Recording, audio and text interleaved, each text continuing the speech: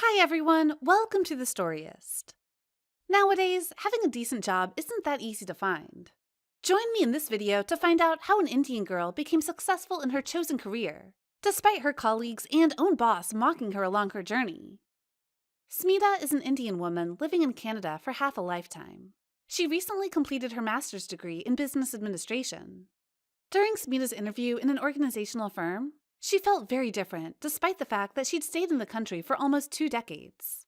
Most of the applicants are very Canadian looking. They all have fair complexion. They all have blue eyes and blonde hair. While Smita, on the other hand, has a brown complexion. She also has long black hair, rounded eyes, and a binhai, which made her very distinct. After an hour and a half of waiting, she finally heard the receptionist calling her. As she entered the room, she immediately saw the 2 men waiting, sitting on the table. They were both wearing a business suit. She was guessing that the first man might be in his 50s, and the other was about her age. She warmly greeted the 2 of them. John Andrew didn't even greet the Indian girl in front of him. He proudly introduced himself as the Chief Operating Officer. For a moment, looking at Smita, he noticed that her Indian blood was very remarkable. Not long after, he introduced the man who was currently seated beside him as Ben. After that, the interview commenced. Anxious about the questions, Smita picked up all her courage to give all her best. She started by telling some of her personal details, like her age, hobbies, and nationality. After that, she proudly mentioned her career experiences as an analyst. Moreover, her additional achievement in completing her master's degree. Yet, Mr. John didn't seem interested in her achievements. He wanted to talk about her Indian culture. Thus, he randomly asked about their accent, their traditional clothing, and food. Moreover, he was curious on how he would please an Indian. Smita was confused about the questions. She thought that it was irrelevant for the role, but was eager to get the position. So she had answered all the questions about their culture. After 45 minutes of interview, she was asked to wait at the lobby. Smita was seated near the window, and was seeing employees who passed by. Some of them gave her a look as if she was being judged. However, it didn't bother her. Since her childhood, she had been subjected to discrimination because of her color. She just learned how to live with it. After a few moments, Ben called her again. "Congratulations. You've been selected for the role," said Ben. Smita couldn't express how happy she was hearing those words. Ben immediately handed her the job offer and other documents needed for the processing of her employment. A week later, she officially started her career as an analyst in the consulting firm.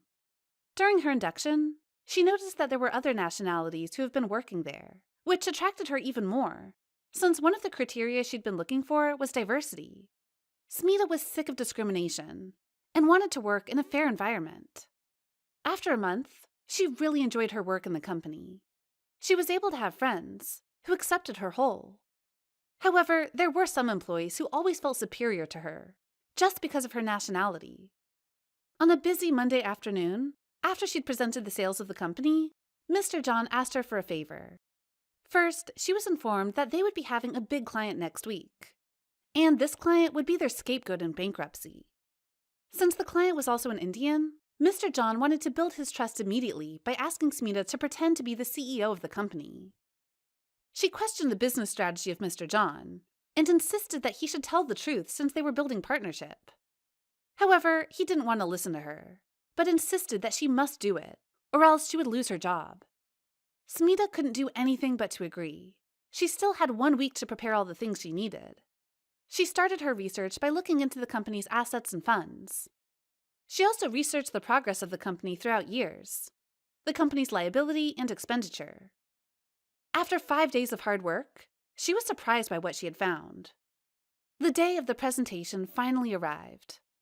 As she entered the room, she was shocked at how the office looked. There were big curtains in a variety of colors, like yellow, green, and red. All men were in turbans. Ladies were dressed themselves in Indian traditional dresses. There were also elephant statues. Lastly, Bollywood music was playing in the background. Smita couldn't believe what she was seeing. She looked for John and asked to stop what he was doing. The client might find the setup very offensive. She explained that in Indian culture, they value their religion in service of humility, and it is not something to make fun of. She also warned John that this was very offensive as an Indian. However, he didn't listen and stayed still until Pablo, the Indian investor, arrived. He was included in the top 10 most influential men in the world. Moreover, his name was put into the list as the richest man in their country. By the facial reaction of Pablo, Smita couldn't imagine how she would make excuses for the misbehavior of his team. The best move she could do was to admit the mistake of her team. Smita approached Pablo and introduced herself as the CEO of the company, like what John asked for. She asked for another schedule tomorrow just to get things back to normal. Pablo agreed with the proposal and left the office with this statement: "It's very offensive." Smita just glanced at John. However, it didn't seem to bother him. Rather, he continued the party. The next day, John, Ben, and Smita were waiting for Pablo's arrival. They were anxious about what happened yesterday. However, John acted relaxed, as if it didn't bother him a bit. After a while, Pablo finally arrived. He apologized for being late because he'd been thinking whether to continue the partnership or not. He then asked to start the presentation right away. Smita started his presentation by explaining the vision and mission of the company, and how it values diversity. Then she shared the goal of the company by providing organization and career development. She then reached the assets of the company. She presented a trend of their profit. It was impressive. As she continued her presentation, she began to present using Hindi. John was very impressed as Smita spoke Hindi. He was sure this engagement would be profitable. What he didn't know was that Smita hid from their Hindi language to tell Pablo all his wrongdoings, how he was taking the profit and used it for his own good. At the end of the presentation, she handed another file in a flash drive, where all the evidence against John was compiled. Pablo acknowledged what Smita said. He also accepted the evidence and had it checked by his secretary. While waiting for the validation, John asked him about the decision. Pablo just smiled at him. After minutes of waiting, Pablo's secretary arrived with a confirmation that all the evidence provided by Smita was true.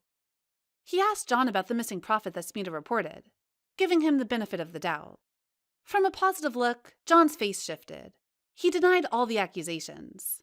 But when asked about the missing profit, he couldn't answer. He looked at Smita and cursed her. Since Pablo was a very influential man, he asked him to resign from his post and started looking for an attorney. He planned to file a case against John. He stood and tapped the table as hard as he could. He didn't think that Smita would do such a thing. "Why Smita?" asked John. Smita looked straight into his eyes and told him that she was hired in the company because of her race. From the moment he met Smita, his agenda was for this day. John thought that it would be best for an Indian woman to represent the company. Moreover, she couldn't stand the idea of betraying someone just for their money. After the explanation of Smita, John left the room disappointed and didn't know what he would do. "You did the right thing," said Pablo. Smita was relieved by what happened. She knew that this would be the best for everyone. However, she just lost her career. Pablo mentioned that he would be opening another branch near the area. By the quality of her work and her integrity, she was really a CEO material. Smita couldn't express how thankful she was. This would be a milestone for her career. In looking for career opportunities, being diverse isn't enough. A good career must always be inclusive of all races. That's all for today's video. Hope you enjoyed it, and stay tuned for more.